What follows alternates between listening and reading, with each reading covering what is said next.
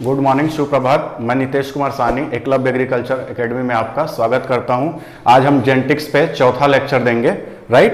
तो कल तक हम लोगों ने मैंने आपको बताया था मोनो हाइब्रिड क्रॉस के बारे में। तो मोनो हाइब्रिड क्रॉस क्या होता है अच्छे से आप लोग समझ गए होंगे, उम्मीद करता हूं, ठीक है। फिर भी आप लोगों के उतने लाइक्स वगैरह ये सब नहीं आ रहे हैं, तो अगर आपको नहीं पसंद आ रहा है वीडियो तो उसके बारे में भी आप बताएं कि क्या इंप्रूवमेंट की जा सकती है, वो मैं करूंगा, ठीक है।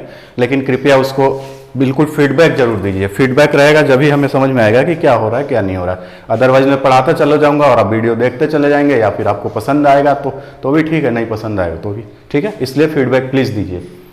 आज हम जानते हैं पनेट स्क्वायर के बारे में। तो जो हमने मोनो हाइब्रिड क्रॉस करी है उसमें देखा होगा मैंने एक इस तरह का स्क्वायर बनाया होगा, ठीक है। तो ये जो स्क्वायर है इसी को क्या बोलते हैं, पनेट स्क्वायर। तो ये मोनो हाइब्रिड में क्या होते हैं, 4 इसमें पार्ट होते हैं। अगर हम डाई हाइब्रिड यही करेंगे तो इसमें कितने हो जाएंगे, आपके 16 पार्ट हो जाएंगे, ठीक है। तो ये जो स्क्वायर होता है इसी को क्या बोलते हैं, पनेट स्क्वायर। तो पनेट स्क्वायर का काम क्या होता है, ठीक है। तो देखिए, it is graphical representation to calculate the probability of all possible genotypes. All possible genotypes, ये ध्यान दीजिएगा, of offspring in a genetic cross, या तो मोनो हाइब्रिड हो क्रॉस, या डाई हाइब्रिड हो, या ट्राई हाइब्रिड हो, ठीक है। तो इसमें क्या बोल रहा है कि पनेट स्क्वायर जो होता है ग्राफिकल रिप्रेजेंटेशन उसका है कि हम जो क्रॉस करा रहे हैं मोनो हाइब्रिड या डाई हाइब्रिड या ट्राई हाइब्रिड, उसमें पहले कितने तरह के गैमिट्स बन रहे हैं और उस गैमिट्स के द्वारा कितने तरह की प्रोबेबिलिटी, मतलब मैक्सिमम, ऐसा ना हो कि एक भी छूट जाए, तो मैक्सिमम कितने पॉसिबल टाइप के आपके ऑफस्प्रिंग बनेंगे on the basis of genotype, ठीक है। तो जीनोटाइप के बेसिस पे कितने मैक्सिमम टाइप के ऑफस्प्रिंग बनेंगे उसी के बारे में क्या करता है, जानकारी देता है, ठीक है। तो इसमें जैसे मैक्सिमम F1 क्रॉस में क्या होता है, मैक्सिमम 4 तरह के आप बन रहे थे, ठीक है, जिसका रेशियो क्या आ रहा था, फिनोटिपिक 3:1, ठीक। इसमें क्या आ रहे थे आपके, इसमें 16 टाइप के जीनोटाइप बनेंगे, फिनोटिपिक रेशियो उसका 9:3:3:1 आएगा। वो कैसे आएगा वो भी देखेंगे, ठीक है। फिर उसके बाद क्या हुआ, मेंडल साहब ने मोनो हाइब्रिड क्रॉस पे जो रूल दिए थे, कल मैंने आपको बताया था कि 3 पॉइंट लेके वो आपका लॉ ऑफ डोमिनेंस हो गया था, और लास्ट वाला पॉइंट 4th पॉइंट था, वो उसने क्या दिया था, law of purity of gametes या लॉ ऑफ सेग्रीगेशन, ठीक है। तो उसी को आइए देखिए कैसे कहते हैं। तो Mendel on his observation on mono hybrid cross, Mendel proposed 2 general rules which today we called law of inheritance. यानी जो मेंडल ने अपने एक्सपेरिमेंट से जो डाटा उन्होंने फाइंड आउट किया था, तो उस डाटा का जब उन्होंने एनालिसिस किया, रेशियो निकाला बहुत तरीके से, और अलग अलग कैरेक्टर के लिए क्या हुआ, सभी रेशियो लगभग क्या सभी रेशियो सेम आ रहे थे, 3:1 हो सकता है 2.9:1 इस टाइप से आ रहा हो, तो लगभग क्या होगा, वो 3:1 के बराबर ही आ रहा था, ठीक है। तो उन्होंने कहा कि जब सभी कैरेक्टर मोनो हाइब्रिड क्रॉस में सेम रेशियो आ रहा है, F1 में वही रेशियो आ रहा है, सभी dominant character versus 0 recessive character, F2 में क्या आ रहा था, F1 की सेल्फिंग करा रहे थे, तो फिनोटिपिक रेशियो जो डोमिनेंट की थी 3 आ रही थी और रिसेसिव की 1 आ रही थी, यानी 3:1 रेशियो हो गया, ठीक।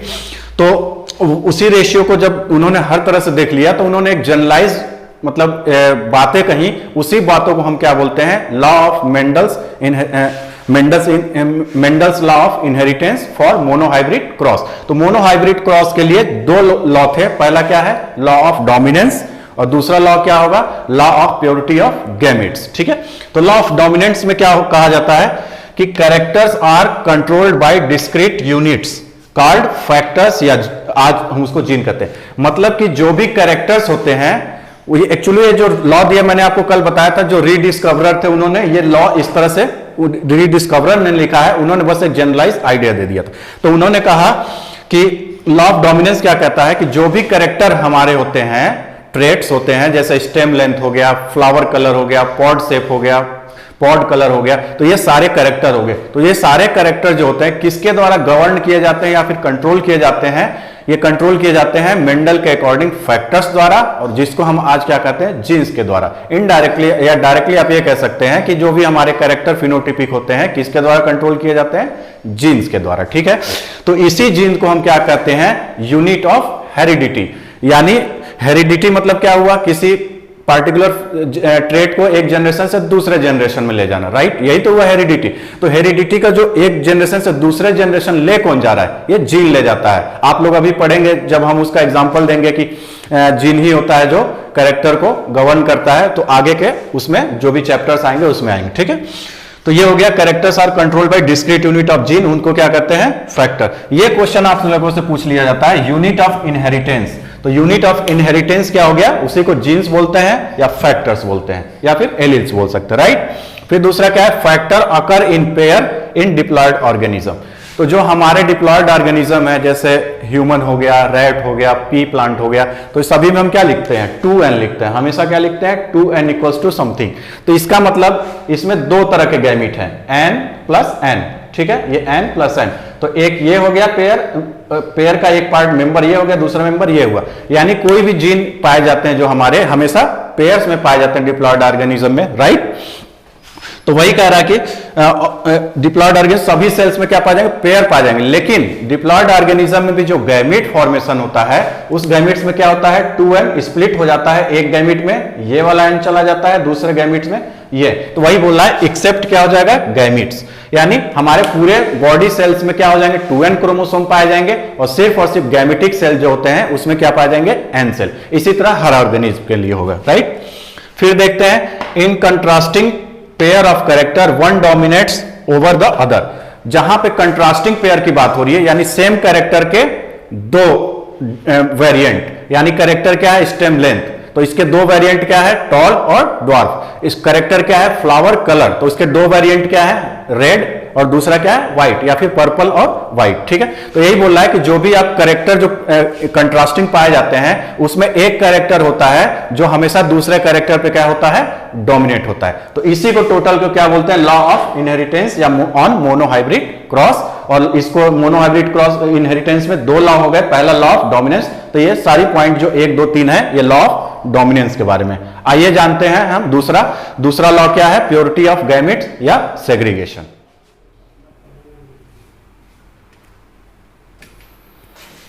हम लोगों ने अभी पिछली स्लाइड में क्या पढ़ा था? लॉ ऑफ डोमिनेंस के बारे में। तो मोनोहाइब्रिड क्रॉस से आपके कितने रूल निकल के आए थे या कितने लॉ ऑफ इनहेरिटेंस निकल के आए थे? मेंडल के बताए हुए 3 लॉ में से 2 लॉ आए थे। पहला क्या निकल के आया था? Law of dominance. और दूसरा क्या निकल के आया था? Law of purity of gamete, या उसी को क्या बोलते हैं? Law of segregation. उसी को कहीं कहीं बोलते हैं law of splitting of allele या फिर जीन, राइट। ये तीनों में से कोई भी नाम पूछे आप बता देंगे, ठीक। तो इससे कैसे निकला, ठीक है।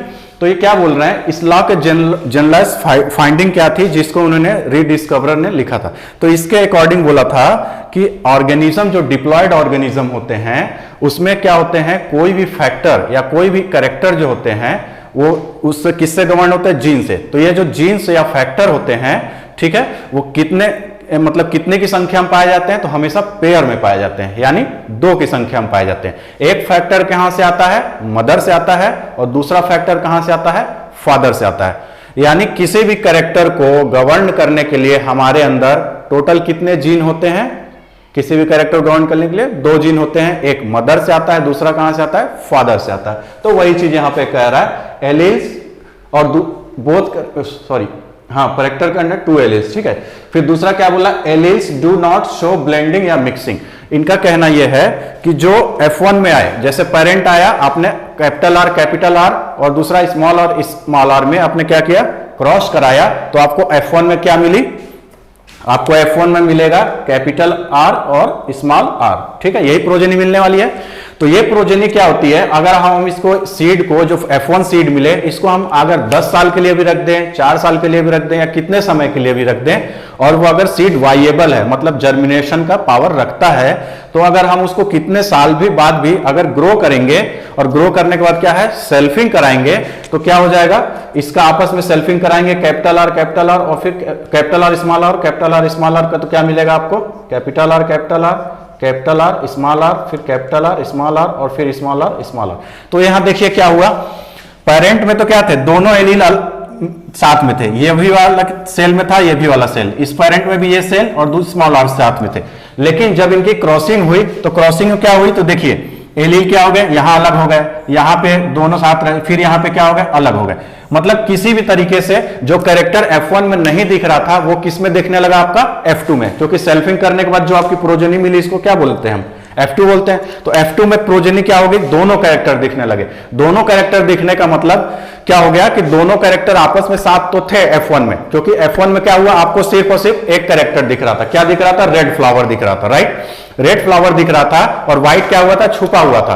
तो ऐसा लग रहा था मानो कि क्या हो गया, वो दोनों आपस में मिक्स हो गए और एक का अस्तित्व खत्म हो गया, एक का अस्तित्व रह गया। लेकिन जब उसका F2 में सेल्फिंग कराई गई, F2 प्राप्त हुआ, तो उन्होंने देखा कि रेड फ्लावर भी मिल रहा है और क्या मिल रहा है, व्हाइट फ्लावर भी। तो उससे कंक्लूजन ये निकाला, और ये एक कैरेक्टर के नहीं, सातों कैरेक्टर के लिए ये सेम था, इसी तरह से था, ठीक है। तो उन्होंने इससे ये कंक्लूजन निकाला कि हमारे चाहे जितने भी F1 में गैमेट जितने भी समय तक साथ रह लें, लेकिन F2 जनरेशन में क्या होता है, वो आपस में एक दूसरे से अलग हो जाते हैं। तो अलग होने के लिए रीजन क्या था, तो उन्होंने बताया कि ये जो हमारा गैमेट फॉर्मेशन होता है, क्यों, क्योंकि रिप्रोडक्शन या क्रॉसिंग में क्या होते हैं, गैमेट्स फ्यूज होते हैं। इसका मतलब उन्होंने ये कहा कि ये दोनों जो एलील हैं, ये दोनों जो एलील हैं क्या होता है, इंडिपेंडेंटली क्या होते हैं, दूसरे दूसरे गैमेट्स में चले जाते हैं। ये वाला दूसरे गैमेट में जाएगा और ये वाला दूसरे गैमेट में जाएगा, ठीक है। तो इसी को इन्होंने क्या बोला था कि both character recovered on the such in as such in F2, right. फिर क्या बोल रहा है, ये कब रिकवर्ड कब होते हैं, तो इसमें जब आपका सेल डिवीजन होता है या गैमेट फॉर्मेशन होता है, और गैमेट फॉर्मेशन किस प्रोसेस के द्वारा होता है आपको मालूम होगा, मियोसिस के द्वारा। अगर नहीं मालूम है तो जब साइटोलॉजी पढ़ाई जाएगी तो आपको पता चल जाएगा कि मियोसिस में किस तरह से क्रोमोसोम आधा एक सेल्स में जाते हैं और आधे दूसरे सेल्स में जाते हैं, ठीक है। फिर क्या बोला, each gametes receive only one allele, मैं बता दिया आपको। फिर देखिए एक क्वेश्चन पूछा जाता है आप लोगों से जेनेटिक्स में, आप जब भी वो पेपर देंगे तो अगर जेनेटिक्स का क्वेश्चन आता है तो उसमें एक क्वेश्चन इसकी संभावना बहुत ज्यादा रहती है। बोलते हैं कि मेंडल्स के जो लॉ थे, इनहेरिटेंस के जो 3 लॉ थे, उसमें कितने ऐसे लॉ थे या कौन सा ऐसा लॉ है जो विदाउट एनी एक्सेप्शन है, यानी जिसका कोई भी अपवाद नहीं पाया जाता है। तो वो क्या है, लॉ ऑफ सेग्रीगेशन या law of purity of gametes, यानी मेंडल का जो दूसरा लॉ है, law of purity of gametes, वही क्या है आपका जो विदाउट एनी एक्सेप्शन है। अगर आप खोजने जाएंगे तो एक भी एक्सेप्शन इसका आप नहीं पाएंगे, ठीक है ना।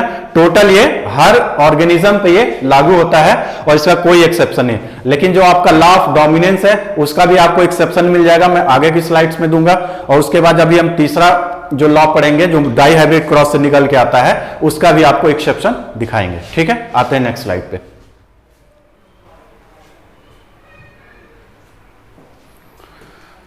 हम लोगों ने मोनो हाइब्रिड क्रॉस को देख लिया था, ठीक है। अब डाई हाइब्रिड क्रॉस में देखते हैं। तो मोनो हाइब्रिड क्रॉस में मैंने क्या बताया था कि वेराइटी जो दोनों पेरेंट होंगे वो क्या होंगे, एक कैरेक्टर में अलग होंगे, बाकी 6 के 6 कैरेक्टर क्या होंगे, सेम होंगे। तो डाई हाइब्रिड क्रॉस में कंडीशन क्या होगा, इसमें क्या लेंगे, उसमें 2 कैरेक्टर क्या लेंगे, पेरेंट्स के क्या लेंगे, अलग लेंगे। उसके अलावा जो 5 कैरेक्टर है वो क्या हो जाएंगे, सेम हो जाएंगे। इसी तरह ट्राई हाइब्रिड क्रॉस में क्या करेंगे, 3 कैरेक्टर जो लेंगे वो क्या होंगे, अलग होंगे, और इसके अलावा जो 4 कैरेक्टर बचते हैं वो क्या होंगे, सेम होंगे। जैसे यहां पे एग्जांपल ले लीजिए, यहां पे हमने 2 कैरेक्टर लिए हैं, पहला क्या है, सीड शेप लिया है, दूसरा सीड कलर लिया है। तो पहले डाई हाइब्रिड क्रॉस होगा क्या, हम 2 कैरेक्टर्स को कंसीडर करते हुए हाइब्रिडाइजेशन करेंगे और उससे जो रिजल्ट मिलेगा या उसको देखेंगे, ठीक है। तो ऐसे क्रॉसेस को हम क्या बोलते हैं, डाई हाइब्रिड क्रॉस। फिर से बता रहा हूं, 2 कैरेक्टर को एट ए टाइम कंसीडर करते हुए जो हाइब्रिडाइजेशन हम लोग एक्सपेरिमेंट करेंगे, ऐसे हाइब्रिडाइजेशन एक्सपेरिमेंट या हाइब्रिडाइजेशन को क्या बोलते हैं, डाई हाइब्रिड क्रॉस। यहां पे हमने 2 कैरेक्टर क्या लिए हैं, सीड शेप, और दूसरा कैरेक्टर क्या है, सीड कलर। मैंने क्या बताया था कि ये जो दोनों कैरेक्टर लिए जाएंगे वो क्या होंगे, दोनों एक दूसरे से अलग होंगे, ठीक है। मतलब दोनों प्रोजेनी जो हो गया, दोनों पेरेंट होंगे, दोनों में क्या अलग होंगे, इसके अलावा सारे कैरेक्टर क्या होंगे, सेम। तो उसका मतलब क्या हुआ वो देखते हैं। जैसे हम बात करेंगे, कैरेक्टर एक लेंगे सीड शेप, तो सीड शेप की बात करेंगे तो जो एक मेल होगा प्लांट और एक होगा फीमेल। तो मान लीजिए मेल इधर है, ठीक है, और फीमेल कहां पे है, इधर है, ठीक। तो मान लीजिए ये मेल और फीमेल हो गया। तो मेल में क्या होगा, सीड क्या होना चाहिए, शेप क्या होना चाहिए, राउंड होना चाहिए। तो फीमेल में क्या होना चाहिए, रिंकल होना चाहिए। ये एक कैरेक्टर में दोनों लोग अलग हुए, मेल और फीमेल जो क्या हुए, एक कैरेक्टर में अलग हुए। यानी कि सीड शेप में एक का सीड राउंड था, दूसरे का रिंकल था। अब दूसरा कैरेक्टर जिसमें वो अलग है वो देखते हैं। दूसरा कैरेक्टर हमने क्या लिया, सीड कलर। तो दूसरा कैरेक्टर हमने जो सीड कलर लिया हुआ है, तो उनमें सीड कलर दोनों पेरेंट में क्या थे, अलग अलग थे। क्या थे, एक पेरेंट यानी मेल में क्या है, सीड कलर है येलो है, और फीमेल में क्या है, ग्रीन। आप चाहें तो इसको फीमेल कर सकते हैं और इसको मेल कर सकते हैं, राइट। तो दो कलर किस तरीके से अलग हुए, पहले तो हम दो कैरेक्टर लेंगे, दो कैरेक्टर हमने ले लिया, क्या, सीड शेप और सीड कलर, और वो दोनों पेरेंट क्या होने चाहिए, इन दोनों कैरेक्टर में क्या होने चाहिए, अलग होने चाहिए, ठीक है। तो दोनों कैरेक्टर में, पहले कैरेक्टर में किस तरह से अलग है, राउंड एक में है, दूसरे में रिंकल, और दूसरे कैरेक्टर में क्या है, येलो और ग्रीन, ठीक है। इसको लेके हम क्या करेंगे, क्रॉस को आगे बढ़ाएंगे। तो क्रॉस क्या करेंगे, पहले पेरेंट है तो पहले पेरेंट में हम क्या करेंगे, क्रॉस कराएंगे।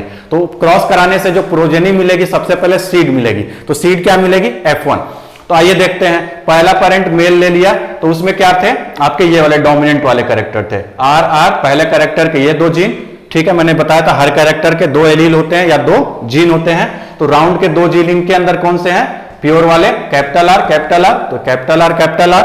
इसके लिए येलो के लिए कौन से जीन है इसके अंदर, कैपिटल Y, तो कैपिटल Y ले लिया, ठीक है। यानी इनका सीड क्या होगा, राउंड होगा, और क्या होगा, येलो हो गया, ठीक है। तो इसके दूसरे वाले पेरेंट में क्या होगा, दूसरे पेरेंट में क्या होगा, जीनोटाइप क्या होगा, स्मॉल r, यानी उनका सीड क्या होगा, रिंकल होगा, और स्मॉल y है, इसका मतलब उनके सीड का कलर ग्रीन होगा।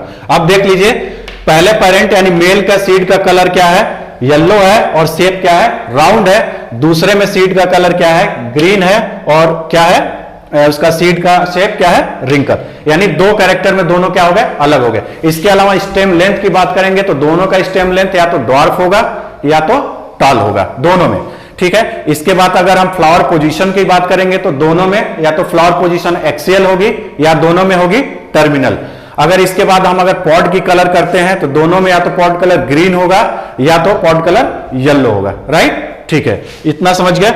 अब देखिए क्रॉस कराया गया इन दोनों के बीच में, तो क्रॉस कराएंगे तो इसके गैमेट्स बनेंगे।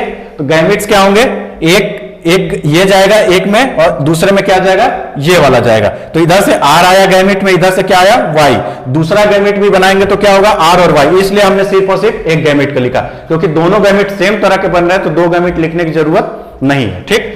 यहां पे गैमेट बनेगा तो क्या होगा, एक से R आएगा और दूसरे से Y आएगा, तो स्मॉल r और स्मॉल y बना। तो इसके बीच जो क्रॉस होगा, तो जो प्रोजेनी मिलेगी F1 में, यानी सीड मिलेगा, वो क्या होगा, capital R, capital Y, small y।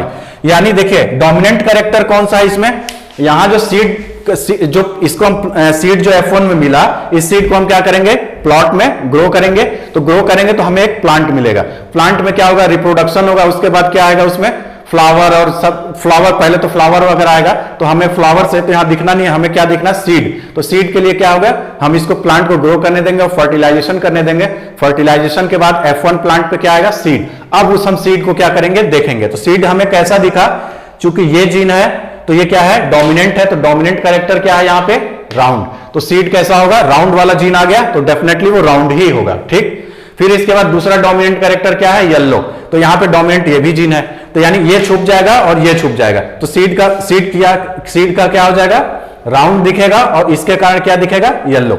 यानी F1 में जो सभी सीड्स दिखेंगे, या राउंड दिखेंगे, येलो दिखेंगे, यानी गोल और पीले दिखेंगे, ठीक है। अब क्या करेंगे, हम इनका फिर से सेल्फिंग करेंगे, राइट। तो F1 के जो प्रोजेनी मिले हैं, इनको हम क्या करेंगे, सेल्फिंग करेंगे। तो देखते हैं सेल्फिंग के बाद क्या रिजल्ट आता है, उस हिसाब से हम उसका रेशियो दिखाएंगे। तो यहां पे लिख देंगे ऑल राउंड एंड येलो। यहां पे रिंकल और ग्रीन बिल्कुल 0 है, ठीक है। इस चीज को आप याद रखेंगे।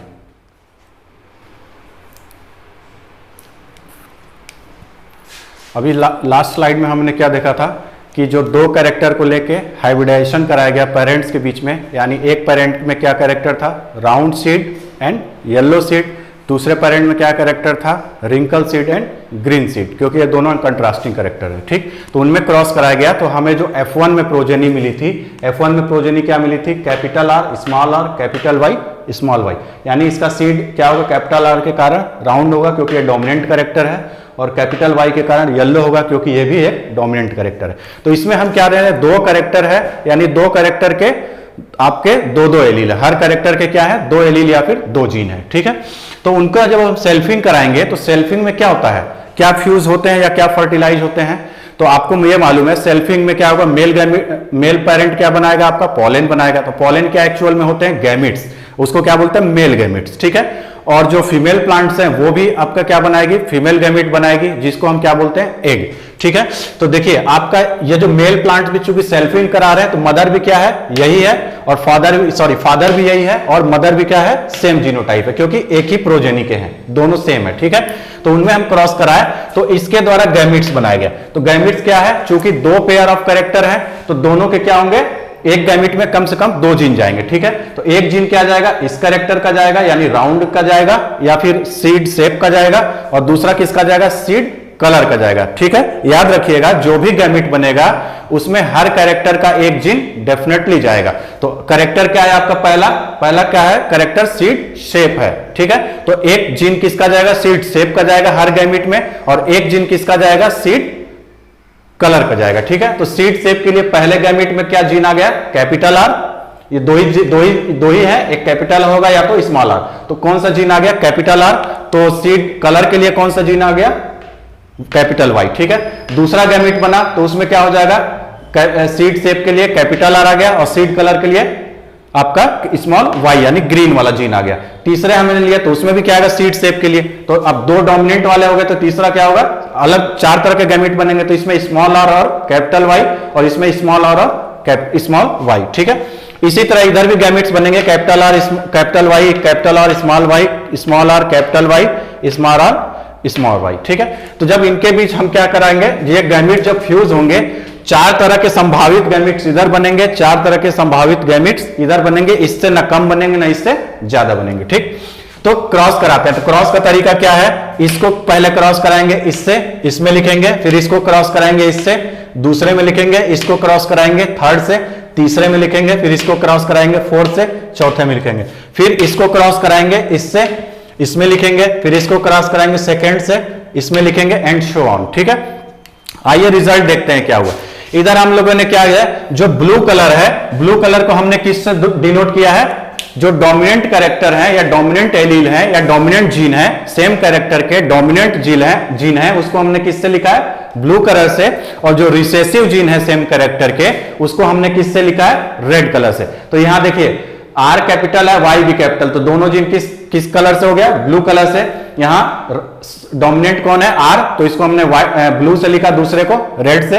यहां डोमिनेंट कौन है, वाई है, तो इसको हमने ब्लू से लिखा, इसको रिसेसिव है तो आर से लिखा, रेड से लिखा, और इसमें दोनों रिसेसिव है तो दोनों को रेड से। सेम वही पैटर्न आप लोग यहां फॉलो करेंगे। तो आप इजिली देखिए कैरेक्टर क्या होंगे। यहां पर कैरेक्टर कौन सा है, डोमिनेंट राउंड है, और दूसरा कौन सा, येलो। तो कलर क्या है, सीड का शेप क्या आ जाएगा, राउंड आएगा, और कलर क्या आ जाएगा, येलो, ठीक है। इसी तरह यहां पे देखिए डोमिनेंट क्या है, राउंड हो जाएगा, फिर यहां पे एक ये भी डोमिनेंट है तो येलो हो जाएगा, ये भी राउंड है, येलो हो जाएगा, ये भी राउंड है और येलो हो जाएगा, ठीक। इसको देखेंगे तो राउंड, और इसके कारण येलो कलर आएगा, इसके कारण राउंड आएगा। लेकिन यहां देखिए दोनों जीन क्या है आपके, रिसेसिव है, तो यहां पे तो राउंड आएगा, ठीक है। लेकिन राउंड के साथ क्या हो जाएगा, ये कलर ग्रीन हो जाएगा, राइट। फिर यहां देखिए दोनों डोमिनेंट कैरेक्टर है, तो ये भी क्या हो जाएगा, ये येलो कलर देगा, ये राउंड देगा, फिर ये राउंड देगा, लेकिन ये दोनों क्या हो जाएंगे, ग्रीन। तो ये क्या हो जाएगा, राउंड और ग्रीन। इसी तरह इसमें देखिए ये राउंड हो जाएगा, ये येलो हो जाएगा, ये राउंड हो जाएगा, ये येलो हो जाएगा। इस 1 मिनट सेकेंड का छूट गया है, स्मॉल वाई है यहां, तो यहां भी ये डोमिनेंट, तो इसके कारण राउंड, इसके कारण येलो, ठीक है। यहां पे क्या हो जाएगा, ये रिंकल हो जाएगा। दोनों क्या है, राउंड वाले जीन एक भी नहीं है, कैपिटल एक भी नहीं है, तो क्या हो जाएगा, यहां पे रिंकल हो जाएगा, रिंकल। दूसरा क्या हो जाएगा, येलो। यहां पे क्या हो जाएगा, रिंकल हो जाएगा, सेम वही हो जाएगा, और येलो हो जाएगा।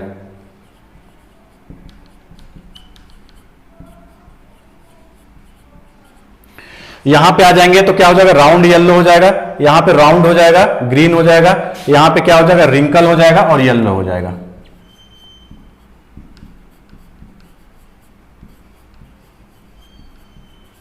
ये क्या हो जाएगा आपका, रिंकल और ग्रीन हो जाएगा।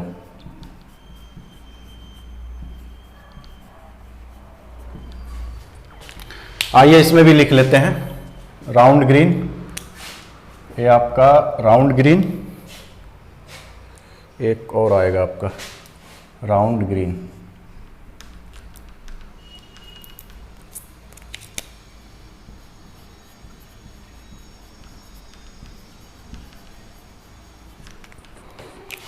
अब देखिए आपको यहां पे 4 तरह के फिनोटाइप मिल रहे हैं। कुछ मिल रहे हैं क्या, राउंड येलो, ये भी आपका राउंड येलो हो जाएगा, ये भी राउंड येलो हो जाएगा, ये भी राउंड येलो हो जाएगा, ये भी राउंड येलो हो जाएगा, ये भी राउंड येलो हो जाएगा। तो कितने हो गए राउंड येलो, 1 2 3 4 5 6, ठीक है, ये भी हो जाएगा 7, ये हो जाएगा 8 और एक और आपका हो जाएगा ये 9। तो 9 हो गए आपके राउंड येलो, तो वो उसका रेशियो हमने क्या लिख लिया 9।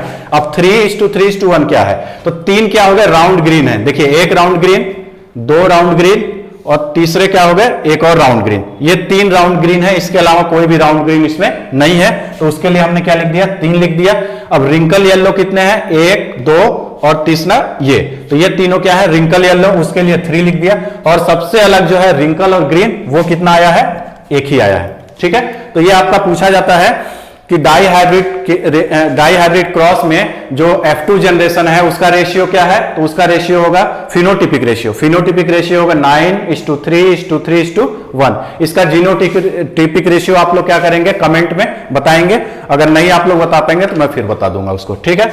तो याद रखिए मोनोहाइब्रिड क्रॉस में क्या हो रहा था, आपका जो फिनोटिपिक रेशियो क्या आ रहा था 1:2:1 आ रहा था, ठीक है, नहीं सॉरी 3:1 आ रहा था। जीनोटिपिक रेशियो क्या आ रहा था 1:2:1 आ रहा था। यहां पे फिनोटिपिक रेशियो क्या आ रहा है 9:3:3:1। तो देखिए इसमें क्या कहा था मेंडल ने, इस फाइंडिंग से उन्होंने पाया क्या था, तो इस तरह का क्रॉस किया तो उन्होंने देखा चूंकि F1 जनरेशन में दोनों जीन क्या है, ये वाले जीन है और ये क्या है, ये वाले जीन, दोनों जीन क्या है आपस में साथ में रहते हैं। लेकिन जब वो उनके बीच में सेल्फिंग कराई जाती है तो इतने समय रहने के बाद भी दोनों कैरेक्टर, हर कैरेक्टर के जीन क्या होते हैं इंडिपेंडेंटली क्या होते हैं, अपने अपने नेक्स्ट प्रोजेनी में जाते हैं, या ये कह लीजिए गैमेट फॉर्मेशन के समय ये जो जीन है इस जीन के साथ इंडिपेंडेंटली जाएगा, ये जीन है इस जीन के साथ जाएगा, या ये जीन इस जीन के साथ, यानी जो भी कैरेक्टर के जीन है वो क्या होगा अपने नेक्स्ट प्रोजेनी में या फिर गैमेट में क्या होंगे इंडिपेंडेंटली चले जाएंगे अलग अलग। इसी को बोलते हैं इंडिपेंडेंट असॉर्टमेंट, ठीक है ना, इसी को बोलते हैं इंडिपेंडेंट असॉर्टमेंट। असॉर्टमेंट मतलब कि अपने इंडिपेंडेंट मतलब होके वो एकदम इंडिपेंडेंट होके क्या होना, असॉर्ट मतलब अलग करना। तो ये देखिए ये वाले के साथ ये आ गया, ये वाले के साथ ये आ गया, तो इसमें क्या हो गया दोनों कैरेक्टर को जीन जो क्या है इंडिपेंडेंटली क्या हो रहा है अलग हो जा रहा है, किसी के साथ कोई जा रहा है किसी के साथ कोई जा रहा है। तो उनका यह कहना था चाहे जितनी भी प्रोजेनी में फर्स्ट में ये कितनी भी देर रह ले दो अलग कैरेक्टर के जीन, लेकिन जब उनकी क्या होगी सेल्फिंग होगी तो गैमेट फॉर्मेशन के समय ये जीन क्या होंगे दोनों कैरेक्टर के अलग अलग एक दूसरे से कंबाइन होके चले जाएंगे, ठीक है। आइए जानते हैं नेक्स्ट।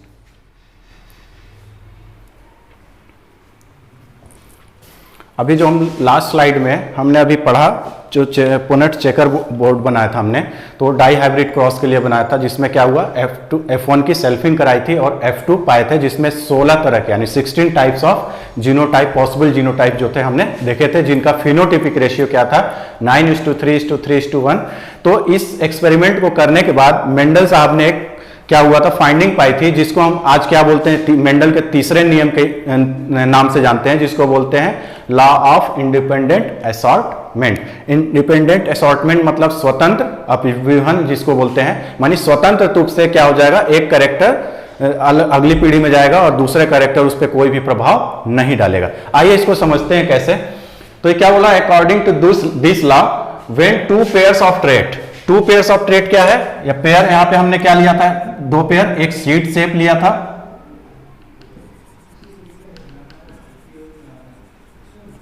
एक सीड शेप था, इसमें दो कलर था, सीड शेप में एक तो राउंड था दूसरा क्या था रिंकल था, और फिर दूसरा कैरेक्टर क्या था आपका सीड कलर। सीड कलर इसमें दो ट्रेट कौन कौन से थे, एक येलो था और दूसरा क्या था ग्रीन था। तो ये क्या बोल रहा है when two pairs of trait, तो दो पेयर हम ट्रेट ले रहे हैं, एक ट्रेट ये है, तो दो पेयर इसका क्या हो गया इस ट्रेट में दो है, तो एक पेयर क्या हो गया वन पेयर ये हो गया, ठीक है, वन पेयर ये हो गया, और आपका दूसरा पेयर क्या हुआ ये हुआ सेकेंड पेयर। ये पहला कैरेक्टर या दूसरा कैरेक्टर, तो क्या बोला when two pairs of trait या फिर characters are combined in a hybrid यानी F1। तो F1 में क्या आ गया, दो पेयर का, देखिए F1 में दो पेयर के ट्रेट हैं, एक देखिए इसका एक पेयर हो गया और दूसरा पेयर ये हो गया, ठीक है। यानी ये राउंड हो गया, ये क्या होगा आपका रिंकल हो गया, ये येलो हो गया, ये क्या है ग्रीन। तो वही बोल रहा है जब हाइब्रिड में ये कंबाइंड हो गए थे तो segregation of one pair of character, one pair of character का मतलब ये हो गया राउंड और रिंकल, ये वन पेयर हो गया और दूसरा क्या है येलो और ग्रीन। तो separation of one pair of character उसको हम क्या बोलेंगे, वन पहला पेयर क्या है ये वाला राउंड और ये is independent of other pair of character.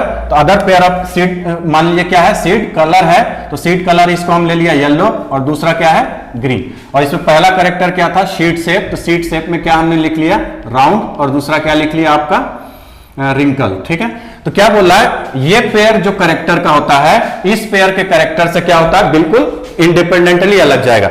ये मतलब ये किस में जाना है किस में नहीं जाना ये तय नहीं करेगा, या ये दोनों किस में जाएंगे ये तय नहीं करेगा। यानी ये अपने अलग तरीके से अलग अलग गैमेट में जाएंगे, ये अपने अलग तरीके से अलग अलग गैमेट में जाएंगे। तो ये बताइए ये कितने तरह के गैमेट में जाएंगे, चूंकि दो तरह के जीन है तो कितने तरह के गैमेट इनसे संभव होगा, एक गैमेट संभव हो गया आर वाला, ठीक है, दूसरा गैमेट क्या संभव हो गया जिसमें स्मॉल आर जाएगा।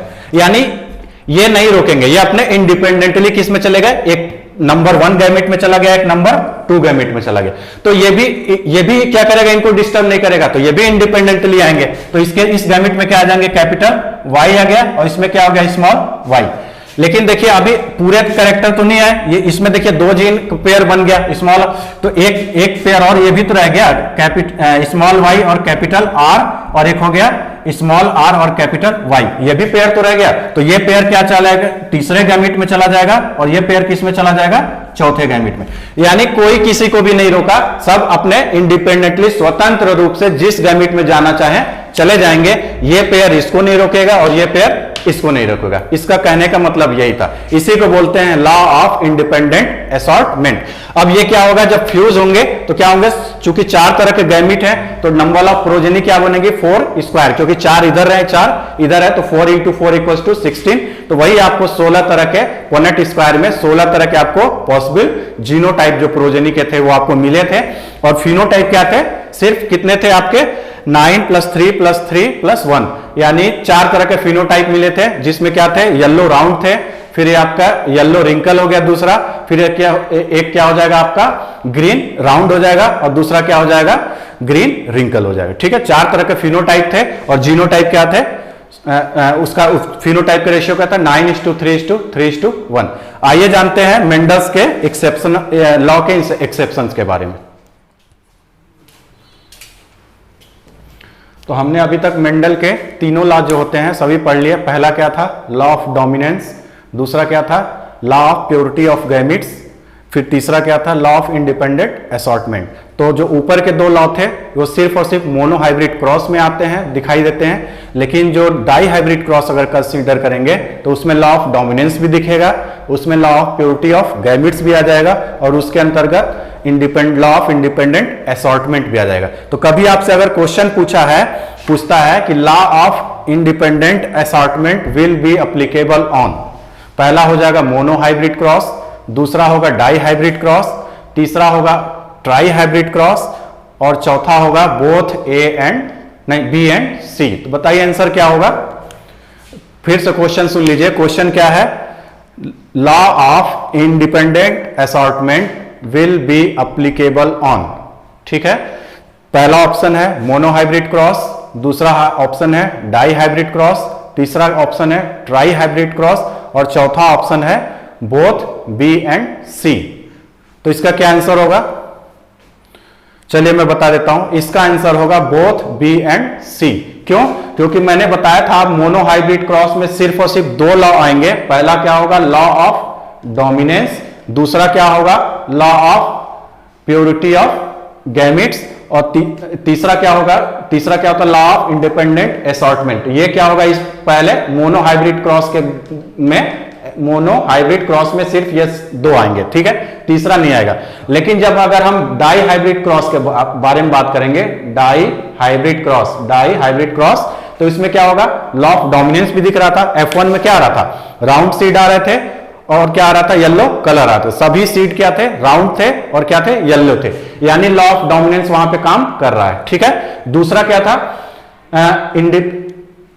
क्या था, law of purity of gamete. तो law of purity of gamete में आपने क्या देखा था कि जो आपका दोनों कैरेक्टर क्या थे, R, capital R, capital Y, small Y, ये बहुत समय तक साथ में रहे, लेकिन जब गैमेट का फॉर्मेशन हुआ तो इसको कोई इसने अफेक्ट नहीं किया और इसको इसने अफेक्ट नहीं किया, यानी किसी भी एलील ने किसी दूसरे एलील को किसी भी तरीके से अफेक्ट नहीं किया, यानी उनके बीच में मिक्सिंग नहीं हुई, यानी law of purity of gamete यहां भी क्या होता है, अप्लाई होता है। फिर उसका क्या था, लॉ ऑफ इंडिपेंडेंट असॉर्टमेंट। ठीक है, इंडिपेंडेंट असॉर्टमेंट। तो इसमें क्या हुआ, इस पेयर का जीन अपने मर्जी से किसी गैमेट में जा रहा है, इस पेयर का जीन अपनी मर्जी से किसी भी गैमेट में जा रहा है, कोई किसी को किसी भी तरह का हिंड्रेंस या रुकावट नहीं पैदा कर रहा।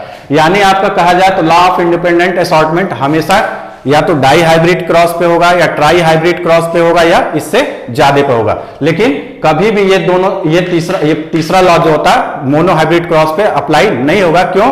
क्योंकि वहां पे सिर्फ और सिर्फ एक ही कैरेक्टर है या एक ही पेयर का जीन है। तो जब एक इसमें लॉ में क्या होता है, एक पेयर कैरेक्टर जो होता है दूसरे पेयर कैरेक्टर को किसी भी तरह से हिंड्रेंस नहीं डालता। तो जहां जब एक ही पेयर कैरेक्टर ही है तो कि हिंड्रेंस डालने वाली सवाल ही नहीं आती, इसलिए ये दोनों लॉ सिर्फ और सिर्फ मोनो हाइब्रिड क्रॉस पे होंगे।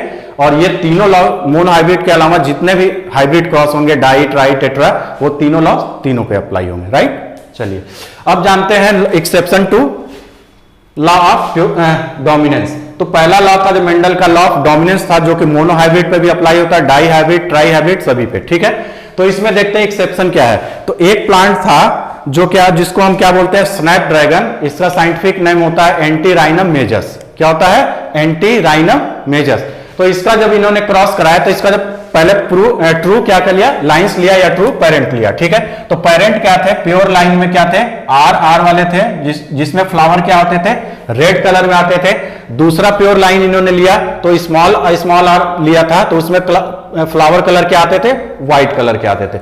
जब इसके बीच इन्होंने क्रॉस कराया दो पेरेंट्स के बीच में, तो गैमेट्स क्या बने, कैपिटल आर यहां से बनेंगे, यहां से स्मॉल आर बनेंगे। राइट, तो जब इसके बीच में क्या होगा, ट्रांसफर होगा, तो किसी को किसी से मिलाएंगे तो चार प्रोजेनी बनी, 1 2 3 और 4। तो चारों में देखिए एक कैपिटल आर, एक स्मॉल आर, एक कैपिटल आर, एक स्मॉल आर है। तो क्या हुआ, यहां पे एक्चुअल अगर लॉ ऑफ डोमिनेंस फॉलो करता तो किसको आना चाहिए था, या तो रेड को आना चाहिए था या तो किसको आना चाहिए था, व्हाइट। यहां अगर लॉ ऑफ डोमिनेंस अगर काम करता तो यहां दोनों कलर में से किसी एक कलर को आना चाहिए था, दूसरे कलर को क्या होना था, छुप जाना चाहिए था। अगर रेड कलर आता तो व्हाइट कलर छुप जाता प्रोजेनी में, यानी सभी रेड हो जाते। अगर व्हाइट डोमिनेंट होता और रेड डोमिनेंट या रिसेसिव होता तो क्या होता, यहां सभी क्या दिखते, व्हाइट कलर के दिखते और रेड एक भी में नहीं आता। लेकिन यहां क्या हुआ, न तो रेड आया और न ही व्हाइट आया, बल्कि दोनों को मिक्स करने के बाद जो कलर आता है, पिंक आता है, पिंक कलर आया।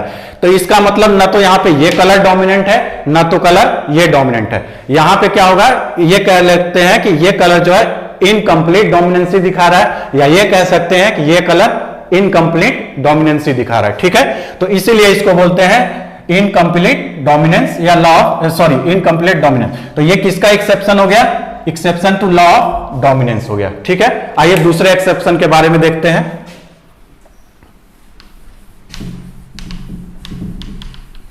आप लोगों ने पढ़ा होगा ब्लड, ह्यूमन में ब्लड कौन सा ग्रुप होता है, ह्यूमन ब्लड जो होता है ABO ग्रुप बोला जाता है। ठीक है, तो चूंकि देखिए मैंने क्या बोला था, सभी डिप्लॉयड ऑर्गेनिज्म में किसी भी कैरेक्टर के सिर्फ और सिर्फ 2 जीन पाए जाते हैं। ठीक है, उससे तीसरा जीन उसका नहीं पाया जाएगा। ठीक, तो इसमें क्या हुआ, तो इसमें कहा गया कि ह्यूमन जो ब्लड होता है उसको 3 जीन क्या करते हैं, गवर्न करते हैं। यानी जो ब्लड ग्रुप A होगा, ब्लड ग्रुप B होगा, ब्लड ग्रुप AB होगा और ब्लड ग्रुप O होगा। तो ये 4 ब्लड ग्रुप बने, ये चारों ब्लड ग्रुप को यानी चारों ब्लड कैरेक्टर क्या होगा, सिर्फ ब्लड ग्रुप हो गया। तो ब्लड ग्रुप को गवर्न करने या कंट्रोल करने के लिए 3 जीन पाए जाते हैं। कौन कौन से जीन पाए जाते हैं, IA, फिर दूसरा IB, तीसरा I0। ठीक है, या IO कह सकते हैं। तो यानी 3 जीन है। तो अभी मैंने आपको बताया कि डिप्लॉयड ऑर्गेनिज्म में किसी भी कैरेक्टर के सिर्फ और सिर्फ 2 जीन पाए जाएंगे, तीसरा जीन उसमें नहीं पाया जाएगा। तो लेकिन मैंने यहां क्या आपको बताया कि ह्यूमन ब्लड ग्रुप को कंट्रोल कितने जीन करते हैं? 3 जीन। तो क्या इसका मतलब क्या हुआ, हमारे अंदर ये तीनों जीन पाए जाएंगे या नहीं पाए जाएंगे? क्या हम जो बोल रहे थे इससे पहले कि सिर्फ 2 ही जीन पाए जाएंगे किसी भी कैरेक्टर के, वो क्या गलत हो गया? जी नहीं, गलत नहीं हुआ, वो बिल्कुल सही है। तो याद रखिए, हमारे जब भी ब्लड होगा तो ब्लड में इनमें से किसी 2 ही का कॉम्बिनेशन होगा, ठीक है, इन्हीं किसी 2 का कॉम्बिनेशन होगा, उसके द्वारा ही ब्लड ग्रुप क्या होगा? डिसाइड होगा। ये देखिए ब्लड ग्रुप कैसे डिसाइड होता है, ये मान लीजिए आरबीसी है, क्या हो? रेड ब्लड कॉर्पसेल्स, आरबीसी हो गया, आरबीसी हो गया। तो ये जीन क्या करेगा? एक कार्बोहाइड्रेट बनाएगा, जिसके कारण क्या हो गया? मान लीजिए ए कार्बोहाइड्रेट बना, तो ये इसका ब्लड ग्रुप क्या हो जाएगा? ए। अगर मान लीजिए सेम दूसरी आरबीसी है, ठीक है, उसके ऊपर बी वाला जीन है, ठीक है, तो ये बी तरह का कार्बोहाइड्रेट बनाएगा, इसके कारण इसका ब्लड ग्रुप क्या हो जाएगा? बी। इसका ब्लड ग्रुप क्या हुआ था आपका? ए।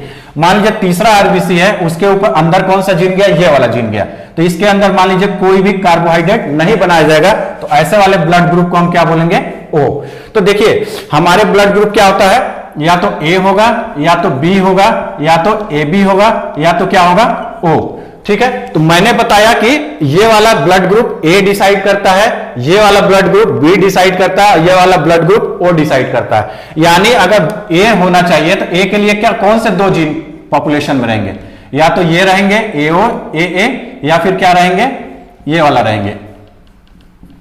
देखिए ये किसी भी ब्लड ग्रुप को डिसाइड नहीं करेगा, ये किसको करेगा? ए को, और ये भी ए को। तो ये पॉसिबिलिटी रहेगी तो भी ए बनेगा, ये पॉसिबिलिटी रहेगी तो भी ए बनेगा। ठीक है, आइए, ये लेक्चर बहुत लंबा हो जाएगा, हम इसको नेक्स्ट लेक्चर जो होगा उसमें देखेंगे। ठीक है, तब तक के लिए बहुत बहुत धन्यवाद। Keep sharing and keep liking.